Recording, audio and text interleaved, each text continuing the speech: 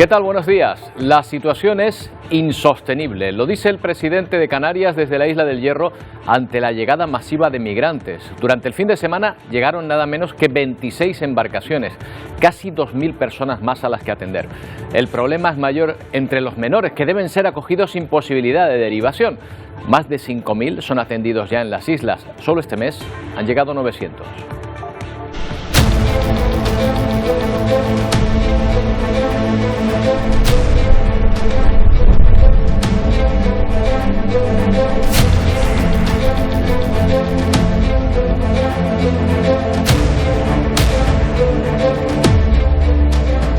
Un desafío para el que Canarias pide más medios. Hoy mismo podrán hacerlo directamente a la ministra de Juventud e Infancia, Sira Riego, que llega a las islas. En el Hierro, donde hoy ha acudido el presidente de Canarias, el problema es cómo derivar a todas las personas que llegan hacia otras islas. Ayer tuvieron que hacer uso de una patrullera de la Guardia Civil para trasladar a 300 personas a no encontrar espacio para todas en las líneas regulares de pasajeros. Es uno de los temas que vamos a tratar durante esta mañana. También nos ocuparemos de la situación en Israel. Naciones Unidas trata de salvar la agencia creada para la ayuda a la población refugiada palestina, con un movimiento que compromete personalmente al mismísimo secretario general de la ONU, que se reúne con los principales países financiadores para pedirles un voto de confianza. Ya son 16 los estados que han suspendido su financiación. Entre ellos ahí veían algunos de los más ricos del mundo. Su retirada supone unas pérdidas de más del 60% del presupuesto anual de la agencia. Y ojo, porque la Comisión Europea, el tercer mayor donante, se está pensando congelar sus aportaciones tras la denuncia israelí de que 12 de los trabajadores de UNRWA participaron en los asesinatos de miles de israelíes en octubre. La agencia despidió inmediatamente a 9 de ellos.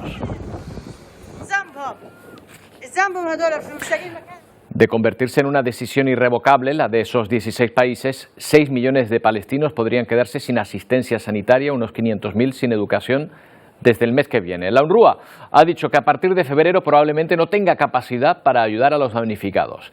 El ministro de Exteriores ha confirmado por su parte que España sí va a seguir financiando a la agencia. No modificaremos nuestra relación con UNRWA, aunque seguimos de cerca la investigación interna y el resultado que pueda arrojar por los actos de en torno a una decena de personas de los 30.000 trabajadores de UNRWA. En este centro de la UNRWA, en el sur de la franja, distribuyen harina de trigo. Es lo único que muchos de los desplazados tienen para cocinar y comer. Aquí cunde el desánimo tras saber que la Agencia de Naciones Unidas puede quedarse sin fondos muy pronto. Para los palestinos, eso tiene un nombre. Es una sentencia de muerte, dice este hombre. Y es que 1.700.000 gazatíes, prácticamente el 90% de la población, depende de la agencia. La UNRWA se encarga de proporcionarles comida, agua, educación, asistencia sanitaria e incluso refugio desde que comenzó la guerra. Pero la UNRWA no es la única agencia presente en la franja que está en tela de juicio. El coordinador de la Estrella de David Roja en Israel acusa a Cruz Roja de estar violando sus principios de neutralidad. Está reflexionando en sus comunicaciones solamente el sufrimiento en Gaza y hay sufrimiento en Israel. Entre tanto, los combates siguen siendo muy intensos en el sur de la franja. En Han Yunis, las muertes siguen aumentando y los hospitales están colapsados. Esta gallega califica la situación de emergencia humanitaria tras regresar hace una semana de Gaza. Asegura que es la peor experiencia a la que se ha enfrentado en sus 12 años como enfermera de Médicos Sin Fronteras. Aunque hubiéramos entrado 100 equipos como el que representábamos nosotros, seríamos una sola gota en un océano de necesidades. Israel asegura haber matado a una cuarta parte de los combatientes de Hamás. Y en Cisjordania, las tropas hebreas han abatido a 3 milicianos palestinos en un hospital. Pero esta guerra en la franja está provocando la extensión a otros conflictos. Fíjense que tras el anuncio de Joe Biden de que su país respondería con dureza a la muerte de 3 soldados estadounidenses en una base de Jordania, la frontera con Siria, ahora mismo trata de rebajar la tensión con Irán. And we will take all necessary actions to defend the U.S. and our troops.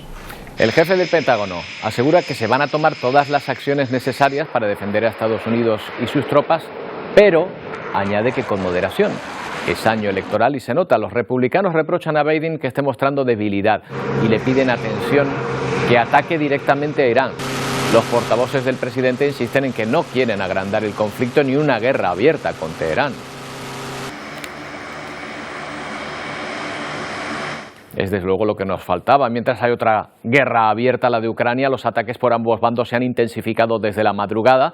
Un bombardeo ucraniano con cohetes en Donetsk ha matado al menos a 3 civiles. Mientras, Putin y Zelensky continúan su consolidación de apoyos internacionales, el primero firmando apoyos de colaboración ayer con su homólogo bielorruso. Lo tenía bien fácil. El segundo lo tiene más complicado, pues intenta mejorar sus relaciones con Hungría, cuyo presidente no oculta su simpatía hacia Rusia. Ucrania vuelve a atacar Donetsk, controlada por Rusia desde 2014. El bombardeo deja al menos 3 civiles muertos. Mientras en Kiev, reunión entre los ministros de Asuntos Exteriores ucraniano y húngaro, días antes de la próxima cumbre europea en la que se abordará la oposición de Budapest de otorgar 50.000 millones de euros de ayuda a Ucrania. Hungría fue el único Estado miembro que no respaldó la medida en la cumbre celebrada en diciembre. Ucrania espera que esta visita sirva para que su presidente y el húngaro se reúnan lo antes posible. Enfrentados por la cuestión de las minorías, el presidente Magyar Orbán es de los pocos líderes europeos que aún no ha realizado una visita oficial a Zelensky desde el inicio de la invasión y ha mantenido vínculos cordiales con Rusia, que estrecha lazos con Bielorrusia. Putin se reunió este lunes con el presidente bielorruso Alexander Lukashenko para firmar acuerdos de cooperación. Sus países comparten enfoques comunes hacia los problemas globales y regionales, explica el presidente bielorruso. Mientras, al otro lado del mundo, el secretario general de la OTAN advirtió este lunes al Congreso de Estados Unidos, donde los republicanos han bloqueado nuevos fondos para Ucrania, que una victoria de Rusia en la guerra haría al mundo más inseguro. Hablando de inseguridad, Corea del Norte vuelve a enseñar los colmillos con un lanzamiento múltiple de misiles de crucero frente a su costa occidental. Es la tercera prueba en menos de una semana, lo que inquieta a la inteligencia surcoreana y estadounidense, en medio de un aumento de la tensión en la península de Corea. Sin embargo, el régimen norcoreano se contradice. Unos días dice que sus pruebas son para defenderse de una agresión imaginaria que está por llegar, y esta vez baja el tono y asegura que estas actividades son regulares y no tienen nada que ver con la situación regional, que simplemente es un proceso de actualización constante de su sistema de armas. Bueno, y la actualidad nacional pasa por el Congreso de los Diputados, donde hoy debería aprobarse la ley de amnistía. Y ponemos el condicional, Silvia Mascareño, porque los independentistas lanzan un nuevo órdago pidiendo más concesiones. Junts se ha reunido y a la salida de esa reunión, hace solo unos minutos, ha advertido de que no votará a favor si no se aceptan cambios. Cuéntanos, Silvia.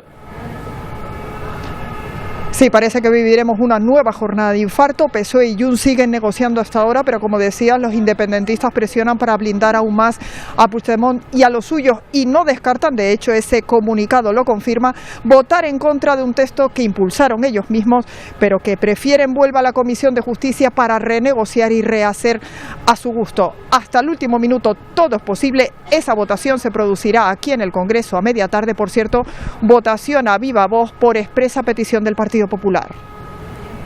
Una de las cuestiones que quieren incluir ahora es la amnistía también a todo lo que investiguen los jueces sobre las conexiones con Rusia.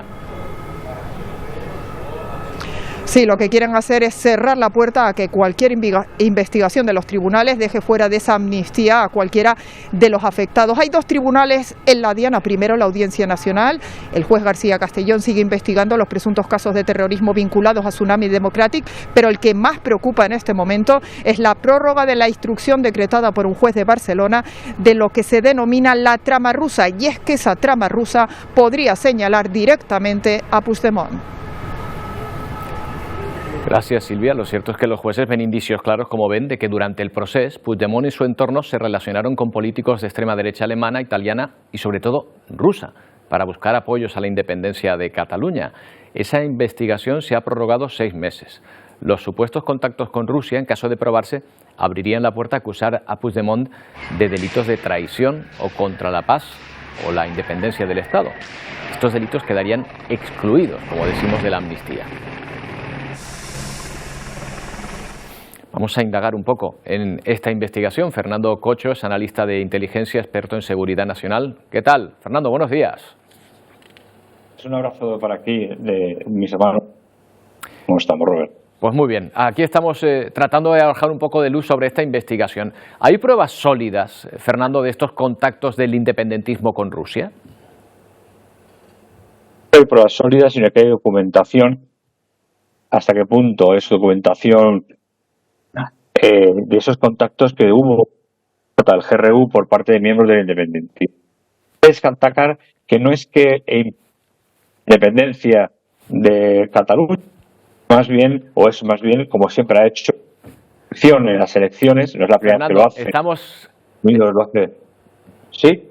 Sí, estamos teniendo un problema porque estamos teniendo problemas con el sonido, se está entrecortando un poco y estoy a la espera de que mis compañeros me digan si podemos solucionarlo sobre la marcha o podemos esperar. Vamos a esperar un momentito porque yo creo que se puede solucionar y efectivamente estamos hablando de esos contactos del independentismo catalán, presuntos contactos todavía, que son los que está investigando el juez. Bueno, vamos a intentar resolver esa cuestión.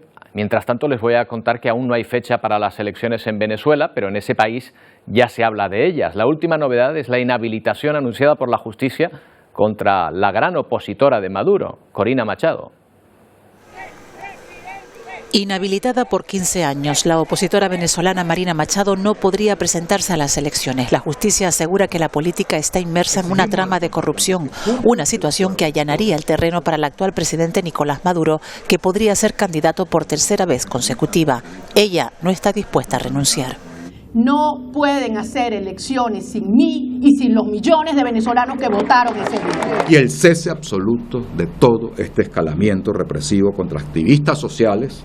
El gobierno venezolano asegura todo lo contrario, que hay conspiración para acabar con Maduro. De esta manera quedarían en el aire los acuerdos de Barbados cuando oposición y ejecutivo acordaron llevar a cabo unos comicios limpios y transparentes. De hecho, Maduro tiene hasta el mes de abril para permitir que los candidatos se postulen.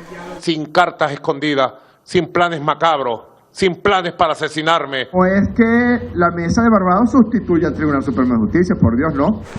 Otra inhabilitación que se ha ratificado por parte de la justicia es la de Enrique Capriles. El caso de Marina Machado es uno de al menos 5 presuntos complot contra el gobierno del presidente Nicolás Maduro, que ha denunciado recientemente la Fiscalía General. Bueno, volvemos a hablar de lo que están investigando los jueces en España, esos contactos del independentismo con Rusia. Fernando, creo que ahora sí podemos hablar con normalidad. Te preguntaba si hay pruebas suficientes, constancia de esos contactos del independentismo con Rusia. Sí, hay pruebas suficientes y constancia. Otra cosa es qué grado de valoración se le dé a esos contactos, es decir, si esos contactos realmente representaban a oligarquía rusa o representaban también al servicio de inteligencia. Lo que pasa es que no se podrá saber hasta que se desvelen o se desclasifiquen los documentos que por parte del Centro Nacional de Inteligencia hubiera sobre esta investigación. Lo que sí es cierto es que Rusia, como Estados Unidos, por otra parte también, como toda gran potencia, siempre intenta interferir en las elecciones o en las acciones de otros países, de otros colectivos, para generar un proceso de influencia y para distraerles. En este caso, si tú logras influir, no para apoyar o no apoyar, no importa el caso, no les importa nada la independencia de Rusia a los rusos, puedes conseguir que el Estado español y por tanto la Unión Europea se distraiga de sus acciones y por tanto Rusia tenga una ventaja competitiva desde el punto de vista geopolítico. Es algo muy habitual y es algo que se va haciendo pues desde que yo tengo uso de razón. Claro, parece claro, y de hecho había denuncias periodísticas incluso que hablaban de que efectivamente Rusia empleó fake news, por ejemplo, para interferir en Cataluña durante la etapa del proceso. Así es, está demostrado. No está demostrado que fueron los rusos, sino está demostrado que venían esos ataques de servidores que estaban en Rusia. Eso había mucho que discutir desde el punto de vista de la ciberseguridad, ¿no? Pero al igual que Estados Unidos también ha hecho intervenciones en elecciones en su momento en Colombia, en México, por supuesto en los países latinoamericanos. Es algo habitual en potencias de gran calibre que intenten siempre influir hacia políticas que le beneficien a medio y largo plazo. Y no es desdeñable el apoyo que siempre ha tenido la Generalitat catalana con asuntos o investigaciones que tuvieran que ver con Rusia. Siempre han sido bastante próximos, no solo ideológicamente, sino también desde el punto de vista político. Claro, ¿a Rusia le bastaría con desestabilizar a un miembro importante de la Unión Europea o también buscaba intervenir económicamente? Por ejemplo, hemos oído hablar de que planeaba incluso introducir una moneda nueva, o era una oferta, ¿no?, que había planteado. Bueno, lo que Rusia lleva intentando, a la primera parte de la pregunta, sí, evidentemente, es un proceso de influencia para perjudicar o para distraer las energías de un país de la Unión Europea, en este caso España. Y por otro lado, evidentemente, Rusia lleva, como China, intentando crear procesos de criptomonedas independientes de lo que hasta ahora ha sido el omnipresente dólar y su cotización. Y en eso, Puigdemont dijo que él estaba a favor de esa creación de una nueva moneda para independizarse, digamos, del sistema monetario internacional europeo y, por supuesto, del norteamericano. ¿Vale? Entonces, sí es cierto, como con otros países, que ha intentado siempre lograr atraerse hasta sí para sus criptomonedas. Al igual que China ha propuesto modelos de comunicación, modelos de energía viables para otros países para quitarle poder energético, en este caso, a Estados Unidos. Bueno, pues ahí está el papel que podría haber tomado, queda por ver si se llegó a hablar con intermediarios o no, y ahí están las investigaciones judiciales en este aspecto. Fernando, un placer siempre hablar contigo, muchas gracias. Un abrazo, hasta luego. A nivel nacional son cada vez más las voces que muestran su preocupación sobre cómo tratar la enorme presión migratoria que soporta España, particularmente a través de Canarias. Ayer el Ministerio del Interior y la Agencia Europea resolvieron sus problemas respecto a Frontex y firmaron los planes para sus operaciones conjuntas este año en el Mediterráneo y en Canarias. Pero ayer hubo otra reunión en la que se habló concretamente de los menores inmigrantes. En la conferencia sectorial de infancia, el Ministerio de Juventud ha propuesto aumentar en 15 millones el plan de acogida para estos menores. Con esta subida, la partida para mejorar la atención crecería más de un 40% con respecto al año pasado. Un aumento que el Gobierno de Canarias considera insuficiente y que el Gobierno estatal defiende. Tan solo 3 de 16, quitando a Canarias, comunidades autónomas, son las que han activado el protocolo para acoger a los menores no acompañados. Galicia, Aragón y Madrid. No hay precedentes de la presión que está sufriendo Canarias en este sentido. Muy atrás quedan las cifras de la llamada crisis de los cayucos en 2006. Casi 6.000 migrantes han llegado de forma irregular a Canarias. Más de la mitad lo han hecho a la isla del Hierro, cuyos servicios de asistencia están totalmente sobrepasados por la situación. Allí se ha trasladado hoy el presidente de Canarias, Fernando Clavijo. Aridian Marichal está con él. Aridian, buenos días. Sí, visita hoy del presidente de Canarias, de Fernando Clavijo, hasta la isla del Hierro para analizar la situación migratoria, esa situación de emergencia humanitaria que vive de cerca Canarias y también especialmente la isla del Hierro. La siguiente parada en su agenda, este puerto de La Estaca. Fernando Clavijo, bueno, ¿qué objetivos tiene en esta visita con esta situación que está viviendo Canarias? Bueno, yo creo que es un poco ver de primera mano las circunstancias. Hoy en el puerto de Las Estaca hemos visitado estos 3 cayucos que están descontaminándose para su destrucción, ver la posibilidad de habilitar nuevos espacios que den más cercanía al hospital y que faciliten lo que es toda la logística, y por supuesto agradecerle a los voluntarios de Protección Civil, a Cruz Roja, al personal sanitario que está doblando turnos, que no está librando, a los cuerpos y fuerzas de seguridad del Estado, pues la implicación en una situación que como estamos viendo todos es pues una situación extrema, ¿no? Y también recabar toda esa información con el presidente del Cabildo para mañana poder trasladarle a la ministra que viene, a la ministra Cira de Menores e Infancia, Juventud e Infancia, para poder trasladarle de primera mano los últimos datos que se están recogiendo desde todos los departamentos del Gobierno de Canarias. Muy bien, muchísimas gracias por acompañarnos, porque además es uno de los puntos de esta agenda de hoy, este puerto de La Estaca, y la siguiente parada va a ser el puerto de Las Restingas, ese puerto del sur de la isla, el que acoge el mayor número de personas, de embarcaciones rescatadas, ese puerto donde se hace también esa primera atención humanitaria, sanitaria y también policial. Siguen habiendo muchas necesidades y muchas valoraciones para trasladar todas esas inquietudes que también son compartidas por el Cabildo del Hierro. También se ha incluido en esta agenda una reunión con el presidente del Cabildo, Alpidio Arbas. Bueno, en este encuentro han habido intercambios, valoraciones, ¿qué se puede mejorar? ¿Cuáles son los objetivos para seguir haciendo frente a una situación tan compleja? Bueno, la primera cuestión es agradecer la visita al presidente Clavijo. La segunda, evidentemente, agradecer la visita de la ministra mañana y de la celebración de la interministerial de inmigración. Por lo tanto, está preocupado el gobierno central, está preocupado el gobierno de Canarias y estamos preocupados nosotros y ocupados en un problema que debe abordarse necesariamente desde la colaboración interinstitucional. No se puede una administración sola resolver un problema y tiene que ser la confluencia de los intereses y de las acciones de las diversas administraciones, ayuntamientos, mismo término, Cabildo, Gobierno de Canarias, Gobierno Central, la única manera de abordar este problema. Por lo tanto, nuestra predisposición a este tema es máxima y le hemos manifestado al presidente Clavijo pues nuestra voluntad de que esto sea de esta manera, y yo creo que hay una sintonía absoluta con el Gobierno de Canarias para abordar este tema y que resolverlo de la mejor manera posible o manejarlo o gestionarlo de la mejor manera posible, porque esto no tiene solución, me refiero, no es una cuestión que lo soluciones un día y ya está, porque va a seguir viniendo cayucos y van a seguir viniendo inmigrantes.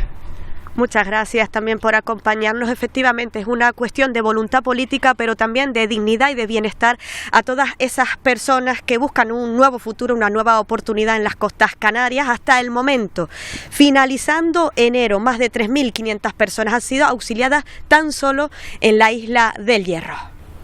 Bueno, esta mañana está teniendo lugar la Comisión Interministerial de Inmigración, que se reúne por primera vez para abordar la gestión y reparto de inmigrantes que han llegado a Canarias. Presión en Canarias, en el Hierro concretamente, pero también en el aeropuerto de Barajas. Está previsto que se abra hoy la cuarta sala de asilo en ese aeropuerto, sala con la que se pretende ampliar en un 47% el espacio para las personas que piden asilo, que se han multiplicado exponencialmente en las últimas semanas. En lo que va de mes, se han tramitado 864 solicitudes de protección internacional, según Interior. En Barajas, como les hemos contado en este programa, ya no trabaja Cruz Roja, que denunció la falta de medios y personal, y los sindicatos policiales siguen insistiendo en que no se han tomado las medidas necesarias. Muchos de esos migrantes huyen de dictaduras o de países en conflicto. Sudán es uno de ellos. Allí los enfrentamientos en la frontera se han intensificado estos días. Sudán y Sudán del Sur luchan por la región de Abyei, rica en petróleo. Estas son imágenes de ayer tras un tiroteo en el que fallecieron al menos 50 personas, entre ellas mujeres, niños y personal de las fuerzas de paz de la ONU. Otra noticia del día. En Europa el descontento de los agricultores se extiende por varios países, Alemania, Países Bajos y ahora con especial virulencia en Francia, donde se han buscado un enemigo exterior a los problemas de competitividad de sus productos, España. No es cierto que nuestros productos hortofrutícolas tengan menos controles que los suyos, ni que compitan con condiciones distintas, pero la excusa les ha servido para asaltar a los camiones con productos españoles.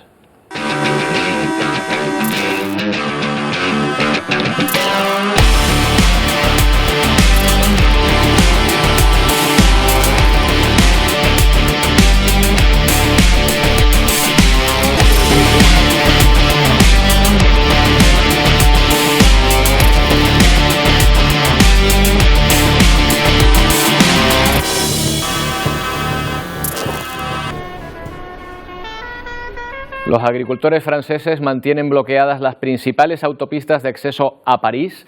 Amenazaron con dirigirse con sus tractores hasta la capital francesa y lo han hecho. Siguen demandando ayudas para el sector. Su protesta se ha extendido ya a otras zonas como Bélgica. Kilómetros y kilómetros de retenciones. Al menos 8 autopistas parisinas están colapsadas desde la tarde de ayer. J'arrive pas à en tirer. No tengo un buen salario, llevo ganando 500 euros al mes durante los últimos 5 años, nos cuenta Guillaume Guebois, un agricultor de 33 años. Por eso se ha metido en un auténtico convoy de tractores que circulan a su velocidad máxima y que han salido desde núcleos agrícolas como Limoges o Agen. Han podido con los efectivos policiales de la gendarmería francesa. Estamos dispuestos a permanecer aquí tanto tiempo como sea necesario, hasta que al menos logremos parte de nuestras demandas. Y lo dice porque este agricultor y todos en general no están satisfechos con las medidas aportadas por el gobierno. Ellos siguen reclamando un cambio con respecto a la competencia, dicen, desleal de otros países como España o Italia, de donde llega mucha fruta y hortaliza. Mientras tanto, en nuestro país, desánimo, cansancio. Esta experiencia ya la hemos vivido muchas veces, ¿no? Porque no es una situación nueva para el camionero español. Unos 20 vehículos ya han sido destrozados en el transcurso de esta protesta. Que se entablen conversaciones con el gobierno francés requiriéndoles que la actividad por parte de la gendarmería sea activa. Los agricultores han pisado el acelerador y no tienen intención de parar. Las protestas ya han contagiado a otros países en similar situación, como por ejemplo Bélgica. Claro, cada vez que un agricultor francés protesta, los transportistas españoles se echan a temblar, porque una de sus actividades favoritas es quemar camiones de nuestro país. Juan José Gil es secretario general de FENADISMER, es la Federación Nacional de Asociaciones de Transporte de España. ¿Qué tal, José? Buenos días. ¿Qué tal? Muy buenos días. Bueno, la frontera francesa se ha convertido en una zona peligrosa de tránsito, ¿no? Bueno, todo el territorio francés, no solo la frontera francesa. Es cierto que ahora mismo, ya desde el domingo, están abiertos los dos pasos fronterizos principales por el cual transitan todas nuestras exportaciones, que son Irún y la Junquera, pero una vez que ya los transportistas entran a territorio francés, ya la situación no es tan tranquila, todo lo contrario. Ahora mismo aproximadamente hay entre 40 y 50 bloqueos en las principales autovías y carreteras nacionales francesas, y eso pues convierte en una odisea poder transitar por Francia. Esto obliga a utilizar en muchos casos carreteras secundarias que no están especialmente preparadas para el transporte de vehículos de grandes dimensiones, como son los camiones, y esto lógicamente está ocasionando mucha inseguridad y preocupación a los transportistas españoles. Claro, además, por las imágenes que vemos aquí, es una sensación de impotencia absoluta, porque vemos cómo lanzan sus tractores contra los camiones, lo derriban, claro, el transportista no puede hacer nada, ¿no? Efectivamente, además llevamos denunciándolo desde principios de la semana pasada. Aquí la pasividad que está adoptando la Gendarmería con este tipo de actuaciones, no ya solo con los bloqueos, sino incluso con el volcado de mercancía de los camiones, es absoluta. Podríamos hablar de complicidad de la Gendarmería con los manifestantes. Nosotros, por supuesto, respetamos que cualquier colectivo se pueda manifestar o pueda protestar en demanda de sus legítimas reivindicaciones, pero lógicamente esto no puede ser a costa, y ya nos tienen muy acostumbrados los agricultores franceses, a costa de los transportistas españoles, a los que siempre utilizan como rehenes para poder forzar a su gobierno a conseguir más medidas. Esto es una actuación que no solamente están llevando a cabo los agricultores franceses, previamente ya los agricultores de otros países, como es el caso de Polonia, Rumanía, Alemania, también lo habían iniciado, pero en este caso lo llevaban principalmente a cabo las manifestaciones en las ciudades. Por tanto, no tenía un impacto directo sobre la actividad de los transportistas españoles. En el caso de Francia no es así. Los agricultores aprovechan estas situaciones para dañar directamente a las mercancías, a los camiones, por tanto a las mercancías españolas, y esto tiene un efecto directo e inmediato en las exportaciones, sobre todo hortofrutícolas, que son las que más se perjudican por los retrasos en las entregas, que también afecta, por cierto, también a mercancía procedente de Canarias. Los plátanos de Canarias vienen en barco hasta la península, pero luego el trayecto final hasta los mercados europeos se hace en camión, y por tanto podemos decir que todas las comunidades autónomas españoles estarán ahora mismo afectadas por esta situación de bloqueos que se producen en Francia. Claro, no se está salvando a nadie de esto. Juan José, el daño es para todo el sector, pero para el transportista concretamente, económicamente, ¿qué le supone porque tendrán seguros, me imagino, pero no sé si esos cubren pues el remolque volcado, los daños en el camión, la mercancía, que no sé si es responsabilidad suya o sigue siendo hasta el punto de transporte del agricultor. O sea, ¿qué coste tiene económico directo? Vamos a ver, son dos impactos económicos lo que se produce. Uno, al propio transportista. Todo retraso en la entrega supone una pérdida, en muchos casos, de un nuevo cliente, porque no llegas a destino para coger una nueva mercancía y, por tanto, es una pérdida de cliente que aproximadamente está cuantificada diariamente entre 500 y 600 euros. Eso es lo que pierde un transportista por los retrasos en la realización de sus servicios de transporte. Y luego está, adicionalmente, como comentaba, el daño a la mercancía. Esto ya, lógicamente, no es responsabilidad del transportista, sino del propietario de la mercancía que va a bordo de ese camión. En el caso de los transportistas, los seguros no cubren este tipo de siniestros porque son debidos a tumultos y, por tanto, son causas ajenas a lo que es la actividad propia del transporte y en la mayoría de los casos no están cubiertos por los seguros. Por tanto, aquí la única posibilidad es reclamar contra el Estado francés. Pero por las experiencias de anteriores reclamaciones, en muchos casos es muy difícil que los transportistas puedan conseguir ver indemnizados estos daños. Según nuestras estimaciones, aproximadamente en los últimos días el coste que está suponiendo para el sector del transporte por carretera es superior a los 10 millones de euros, con la preocupación adicional que de alargarse esto en el tiempo podría suponer que muchos de los mercados centrales europeos desistieran de seguir contratando mercancía procedente de España y optarán a otros mercados en los que no hay problemas de suministro de estos productos. Juan José, un apunte nada más, una aclaración respecto a lo que ha dicho antes de la fruta canaria, de los productos canarios que podrían estar afectados. ¿Le consta algún ataque a algún transportista que llevase plátanos o otros productos hortofrutícolas en Francia?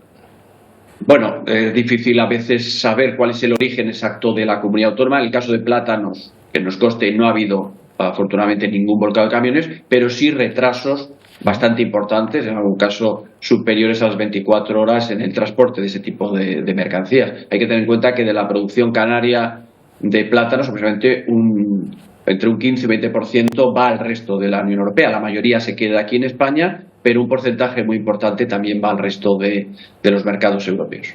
Juan José, un placer, como siempre, hablar con usted. Muchas gracias. Gracias a ustedes, a su disposición. Bueno, hacemos una pausa. A la vuelta nos vamos a asomar a los pantanos de Andalucía que no tienen la imagen que deberían en pleno enero. La sequía ya es un asunto gravísimo y se están tomando medidas. Enseguida vemos cuáles.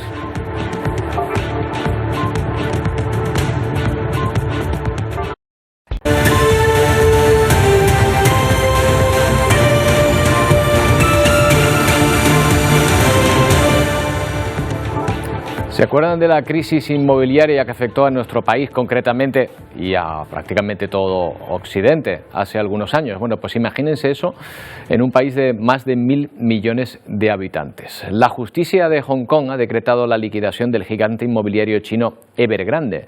La empresa causó gran incertidumbre en los mercados mundiales en 2022 y ha sido incapaz de concretar un plan de reestructuración, con más de 227.000 millones de euros de deuda. Ha ocurrido lo mismo que aquí, han construido más de la cuenta y no tienen demanda para tanta inversión inmobiliaria. Ahora deberá finalizar a entregar miles de viviendas aún por construir. Una burbuja inmobiliaria que ha sufrido China, un sector que es la cuarta parte de su economía, el de la construcción. En la segunda economía del mundo. Una economía que, por cierto, estos días se prepara para celebrar la fiesta de la primavera. Será el 10 de febrero, pero ya millones de personas se trasladan dentro del país para pasar en familia o de turismo el comienzo del año tradicional chino. Quedan apenas 2 semanas para que China viva la entrada del año del dragón de madera, o lo que es lo mismo el 4722. La fiesta de la primavera consiste en despedir lo viejo para recibir lo nuevo, en familia o de turismo, y eso acrecienta los movimientos. Los aeropuertos y estaciones de trenes estos días ven mayor movimiento que de normal. El sistema de transporte del país espera una avalancha de viajes de 40 días del 26 de enero al 5 de marzo. En Jinan estrenan un dispositivo para captar retrasos o incidencias a tiempo real de cada tren. Un sólido soporte de datos, dice esta analista de inspección de la estación.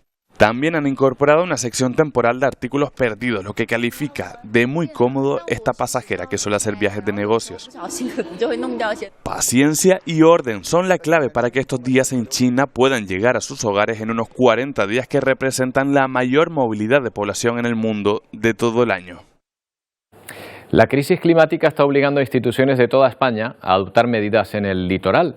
En Cataluña, por ejemplo, se están derribando algunos paseos marítimos. En Canarias, arquitectos y científicos alertan del riesgo que sufren espacios tan emblemáticos como la playa de las Canteras. El ámbito científico se encuentra preocupado en cuanto a la subida del nivel del mar. Desde 2019 el nivel del agua ha aumentado en casi 3 centímetros según el último estudio del Instituto Español Oceanográfico. Un aumento que se debe al cambio climático. Las altas temperaturas de los últimos años ponen en riesgo el paisaje de playas como Las Canteras, el barrio de San Cristóbal o el barrio de San Felipe en Gran Canaria. Para este último hay un proyecto que comenzará a desarrollarse a principios de este año, redactado por un catedrático en arquitectura y un investigador del Instituto Canario Oceanográfico, proponen la construcción de charcos de mareas ya comunes en nuestras islas. El objetivo, luchar contra la subida del nivel del mar a la vez que fomenta la creación de hábitats característicos en este área. El proyecto llamado Life Coast Adapta no es el único que se lleva a cabo en España para luchar contra el aumento del nivel del mar. En Cataluña, por ejemplo, han comenzado a derribar paseos marítimos. Este mes, Calafell ha dicho adiós a parte de la Plaza Milenari, adentrada en la playa. Esta parte del litoral ha perdido 100 metros en la última década.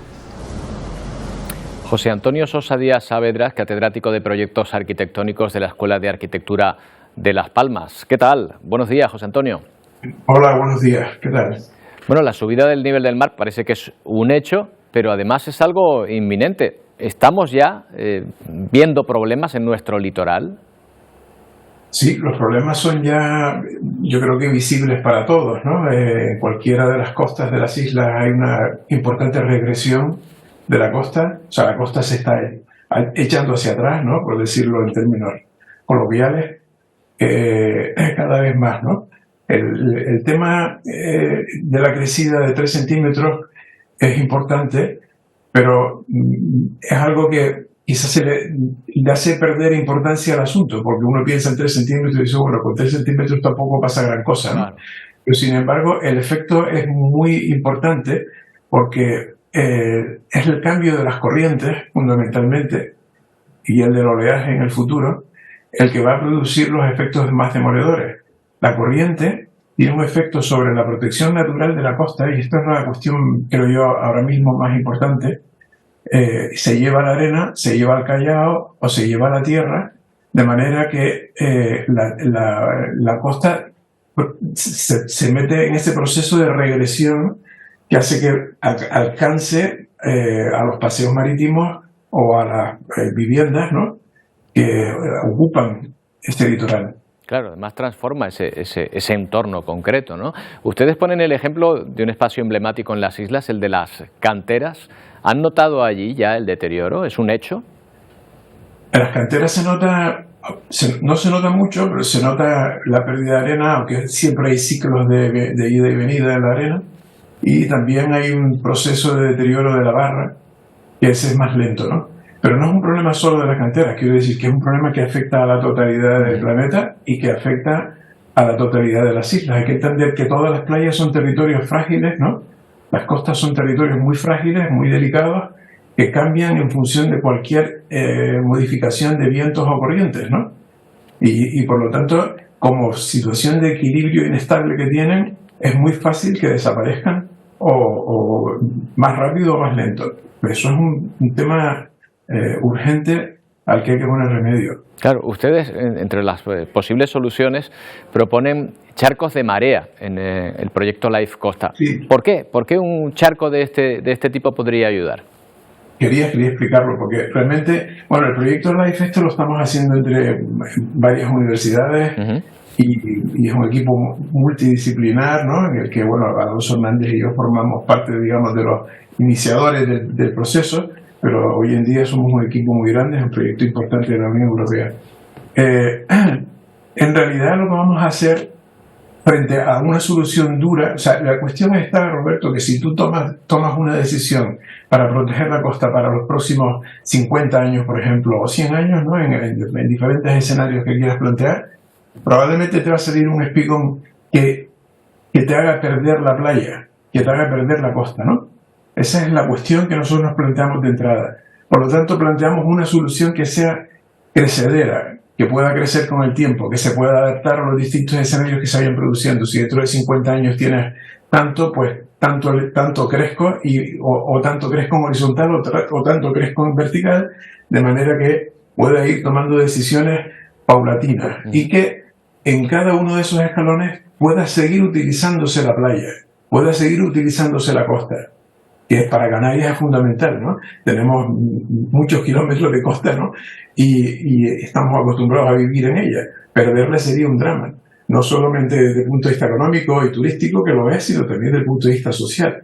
Por lo tanto, lo que hemos propuesto nosotros es, en realidad, es un arrecife que tiene forma de charco. O sea, un arrecife que va a crecer por módulos, pero que tiene forma de charco, de manera que el propio arrecife te sirve para bañarte.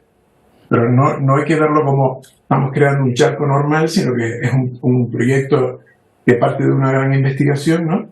Y que al final será utilizable por los usuarios como zona de baño. Claro, y que puede ser utilizado por los usuarios y al mismo tiempo, digamos que es un poco como dique de contención de esos cambios, ¿no? Que deterioran la costa, entiendo. Correcto, al mismo tiempo es un arrecife. Y también se están cuidando mucho los hormigones, el tipo de hormigones que se va a usar, para que la biodiversidad siga presente en estos elementos, ¿no? Que no es un muro de hormigón normal, sino es un elemento... Pues ahí está el problema, José Antonio, que no es poco, no es pequeño, y las soluciones, oye, que pueden ir ayudando desde que se vayan implementando para evitarlo. Muchas gracias por habernoslo explicado. Buenos días. Gracias a ustedes, buenos días. Bueno, más asuntos. Elon Musk ha anunciado el primer implante de un chip en el cerebro de un humano. Según ha indicado, el objetivo del implante hecho por una empresa suya sería conectar cerebros humanos a computadoras para transmitir órdenes y restaurar, dice, la autonomía de personas con algunas funciones dañadas. Entendemos que se trata de personas con discapacidad. La operación de implante se realizó el sábado. Según Musk, la persona a la que se le ha implantado se está recuperando bien. Y enseguida nuestros compañeros de Ponte al Día. Pedro, Wendy, buenos días. ¿Qué tal, Roberto? Hola, Roberto, ¿qué tal? Muy buenos días, ya tenemos todo listo. Hoy escucharemos la denuncia que hacen los vecinos del entorno de la playa de Las Canteras. Incivismo, suciedad, también vandalismo que se han apoderado especialmente del paseo que va de Los Nidillos hasta el Confital. Hoy recogeremos estas quejas. Y este 30 de enero es para la Organización Mundial de la Salud el Día de las Enfermedades Tropicales. Y por esa razón nosotros vamos a seguir conociendo de cerca el trabajo que están realizando desde el Instituto de Enfermedades Tropicales de Canarias para detectar la presencia de mosquitos que pueden llegar a ser vectores de enfermedades como la malaria o el dengue. De hecho, vamos a contar con el testimonio de un canario que padeció una de esas patologías, en concreto la malaria. También vamos a hablarles de seguridad alimentaria. ¿Se habrán preguntado ustedes en casa alguna vez qué hacemos? Ahí lo están viendo con esa parte de la fruta que tenemos. Cortamos y consumimos, tiramos la fruta por completo. Hoy les vamos a dar algunas respuestas en este sentido. Hablaremos con fruterías y también con expertos en la materia. Y bueno, y es muy común esa expresión, sobre todo dirigida a los más jóvenes, sobre los ninis, ¿no? Esos que ni estudian ni trabajan. Bueno, pues nosotros hoy en Ponte al Día le vamos a dar la vuelta a la tortilla y vamos a hablar de los sí, de los que sí estudian y sí trabajan. Cada vez son más, se contabilizan unos 4 millones de personas en España que están trabajando y estudiando a la vez. Y parece ser que la clave, el futuro, pasa por la formación profesional. Lo vamos a ver con todo detalle junto a muchos más asuntos, como siempre, a las 12 aquí en Ponte al Día. Hasta ahora. Hasta ahora. Eso sí que tienen mérito. Gracias, compañeros. Bueno, en este punto de la mañana vamos hasta Japón, Emilia, donde hay nuevas consecuencias del terremoto que sufrieron el 1 de enero. ¿Qué tal? Buenos días, Roberto. Así es, datos curiosos. De hecho, la Autoridad de Información Geoespacial de Japón ha revelado ahora que aproximadamente 90 kilómetros de la costa norte de la península de Noto, este es el antes y el después, se ha desplazado hacia el mar, dejando al descubierto alrededor de 4 kilómetros cuadrados de tierra, previamente sumergida. Es decir, que Japón ha ganado unos 4 kilómetros cuadrados de superficie terrestre debido a ese terremoto de 7,6. Esto viene a ser como la superficie aproximadamente del Central Park en Nueva York, por ejemplo. El terremoto cambió la ubicación de la costa hasta 250 metros hacia el mar, claro, y esto pues se traduce también en que 15 puertos pesqueros han sufrido elevaciones de terreno y claro, se han quedado sin agua, dejando incluso, como acabamos de ver en las imágenes, numerosos barcos varados o puertos prácticamente impracticables.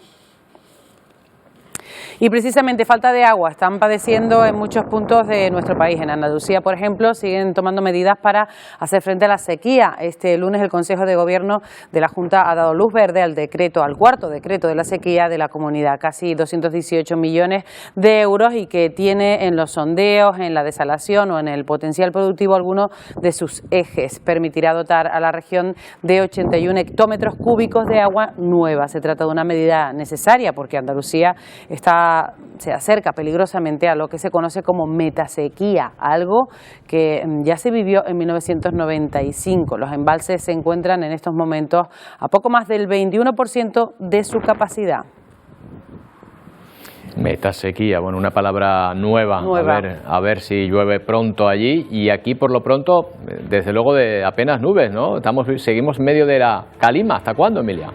Pues la verdad es que aquí vamos por el mismo caminito, porque de momento la lluvia ni está ni se la espera. Vamos a ver la imagen de satélite porque lo que sí tenemos hoy es inestabilidad muy al norte de las islas. Tenemos una perturbación ahí que nuevamente los vientos del sureste va a evitar que frenen. Hoy lo máximo que hemos tenido ha sido nubosidad de tipo medio y alto desde Tenerife hacia Gran Canaria, Fuerteventura y Lanzarote sin mayores consecuencias. Y de nuevo calima, que en esta imagen no se aprecia bien porque es infrarroja, pero sí se aprecia en esta otra. Justamente hoy la calima afecta más a las islas occidentales, sobre todo a La Palma, al Hierro, a La Gomera y a Tenerife. Algo más limpio, aunque todavía con presencia de polvo de suspensión en Gran Canaria, Fuerteventura y Lanzarote. Temperaturas, por cierto, elevadas, 27 grados nuevamente en San Cristóbal, en Las Palmas de Gran Canaria, 27 grados también en muchos puntos de la isla de Tenerife o incluso en Pájara, en la isla de Fuerteventura, y eso es lo que nos va a esperar para las próximas horas. Vamos a ver el modelo de previsión.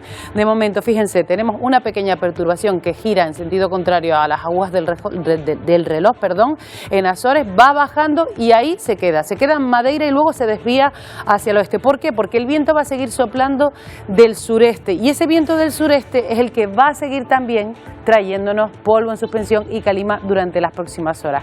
De hecho, si miramos el modelo de calima, vemos cómo se retira la de ayer, se mantiene en las islas occidentales, vuelve a entrar un nuevo pulso mañana que además se va a intensificar de cara al día 1 de febrero, sobre todo en Gran Canaria, en Fuerteventura y en Lanzarote, con lo cual la concentración de calima va a ir en aumento desde mañana ya por la tarde o mediodía por la tarde hasta el 1 de febrero. La previsión, por lo tanto, para mañana miércoles, ¿cuál es? Pues en principio está dividido el archipiélago, un poquito más de humedad hay en las islas occidentales, sobre todo por la mañana. De hecho, podría haber alguna nubosidad de tipo bajo al norte de las islas occidentales sin mayores consecuencias, con viento del nordeste flojo y una mitad oriental con calima nuevamente porque ese viento será del sureste, va a soplar moderado y podría acelerarse en la costa oeste de Fuerteventura y de Lanzarote y con temperaturas que de momento no van a variar demasiado. Como mucho las máximas van a bajar ligeramente, muy poco, en Fuerteventura y en Lanzarote. Situación marítima que se mantiene de nuevo con mar de fondo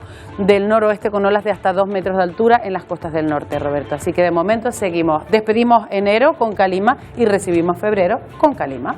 Vaya enero más raro. Vamos a ver cómo viene febrero. Gracias, Emilia. Bueno, hasta mañana. Bueno, nos vamos ya. Hoy la atención, le recordamos, va a estar en el Congreso, donde se vota la ley de amnistía y donde vuelve a tensarse la situación tras las nuevas exigencias de los independentistas al Partido Socialista. Junts, hace apenas unos minutos, ha dicho que no votará a favor de la ley si no hay nuevos cambios que quiere introducir de última hora.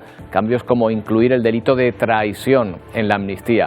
Esquerra, por su parte, ha anunciado que sí votará a favor de la norma. Bueno, y con esa perspectiva nos despedimos con una imagen que les va a encantar a los aficionados a los Lego. Tengo una cita en Barcelona, porque se celebra una de las ferias más grandes de Europa de este juguete.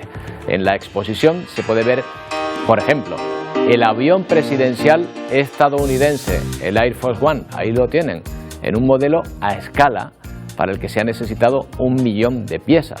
Pueden ver también el Capitolio de Estados Unidos, una postal de Barcelona, el coche de Batman, todos esos personajes de Star Wars. Bueno, desde luego a los que les gusten los Lego no se lo pueden perder. Nosotros volvemos mañana a partir de las 11 en una nueva edición de Atlántico Noticias. Hasta mañana.